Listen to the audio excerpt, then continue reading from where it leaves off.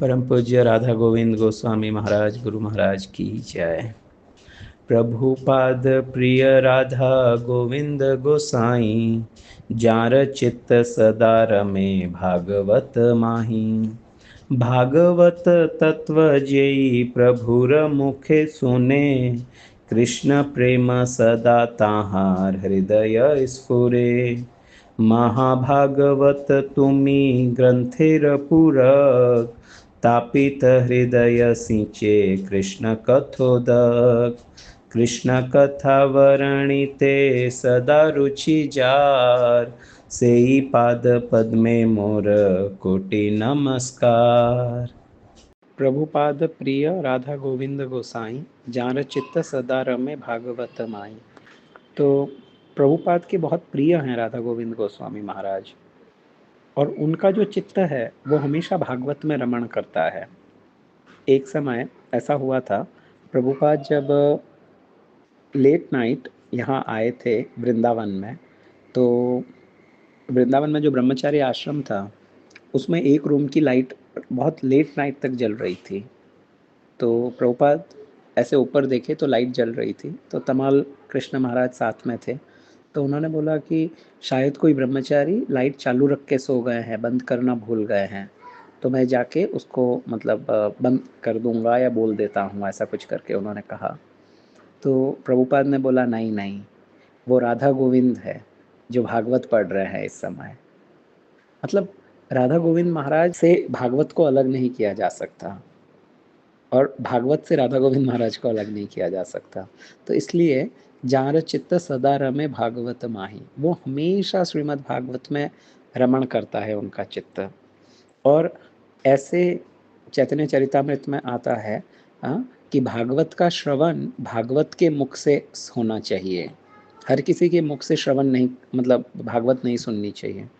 तो फिर है भागवत तत्वजेयी प्रभुर मुखे सुने, कृष्ण प्रेम सदा ताहार हृदय स्फुरे। कि आप जो हैं वे महाभागवत हैं। तो आप भागवत के तत्व को इतना अच्छी तरीके से प्रस्तुत करते हैं, तो उससे क्या होता है कि आप मतलब इतना सुंदर महाराज व्याख्या करते हैं एक एक श्लोक की। तो यदि कोई आपके श्रीमुख से भागवत सुनेगा तो क्या होगा? मैं हर किसी के मुख से सुनने से क्या होगा, कुछ पुण्य हो सकता है, कुछ लाभ हो सकता है, लेकिन कृष्ण प्रेम प्राप्त हो ये गारंटी नहीं है। परंतु यदि कोई निष्ठापूर्वक परम पूज्य राधा गोविंद गोस्वामी महाराज से श्रीमद् भागवत सुनेगा, तो निश्चय ही उसके हृदय में कृष्ण प्रेम हमेशा के लिए स्फुरित होगा। तो इसलिए आपसे श्रवण करना बहुत आवश्यक है। फिर अगली लाइन, महाभागवत तुम्ही ग्रंथेर पूरक, तापित हृदय सिंचे कृष्ण कथोदक। मतलब आप जो हैं वो महाभागवत है, और जिस प्रकार श्रीमद् भागवत है आप भागवत के ही समान हैं, आप उसके पूरक है भागवत के। कैसे? तो जो भागवत है वो जिस प्रकार मतलब जो तापित हृदय है, वो हृदय जो कि भौतिक जो त्रय ताप है उनसे दग्ध हो रखा है, जिसमें काम क्रोध लोभ मद मत्सर ये सब चीज़ों से जो हृदय बिल्कुल ऐसे हो गया है, तापित हो गया है, तो उस हृदय को शांत करने के लिए एक बहुत सुंदर शीतल जल की आवश्यकता होती है।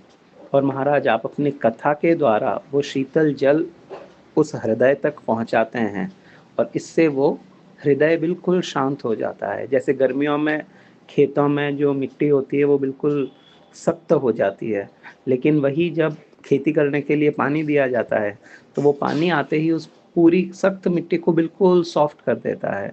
तो ऐसे ही आपकी कथा है जो ऐसे हृदयों को बिल्कुल सॉफ्ट कर देती है, जब आप कृष्ण कथा रूपी जल वहाँ तक पहुँचाते हैं। और लास्ट तो सरल है, कृष्ण कथा वर्णिते सदा रुचि जार, से ही पाद पद में मोर कोटि नमस्कार। कि आपकी हमेशा रुचि रहती है कृष्ण कथा का वर्णन करने के लिए।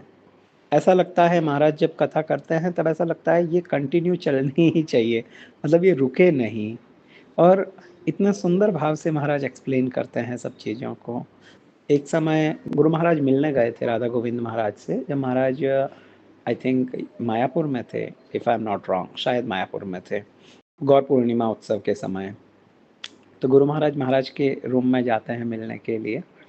तो वहाँ जो पास में सेवक थे, उन्होंने बताया कि महाराज ने 1-2 दिन पहले या मतलब ऐसा कुछ कुछ मतलब बातें कही थी। तो गुरु महाराज कहते हैं ये जब भी कुछ कहें तो प्लीज़ इसे रिकॉर्ड करो। महाराज जो कुछ भी बोल रहे हैं इसको रिकॉर्ड करो। ये जो कह रहे हैं वो चीज़ें साधारण नहीं हैं। तो मतलब महाराज का हमेशा चित्त इसी में लगा है। वे जब भी कुछ कह रहे हैं तो वो इतना इम्पोर्टेंट है कि दैट मस्ट बी रिकॉर्डेड। तो जिनकी हाँ हमेशा ये रुचि होती है कि वो कृष्ण कथा का वर्णन करे, ऐसे महाराज के चरणों में हम कोटि कोटि बार नमस्कार करते हैं। हरे कृष्णा।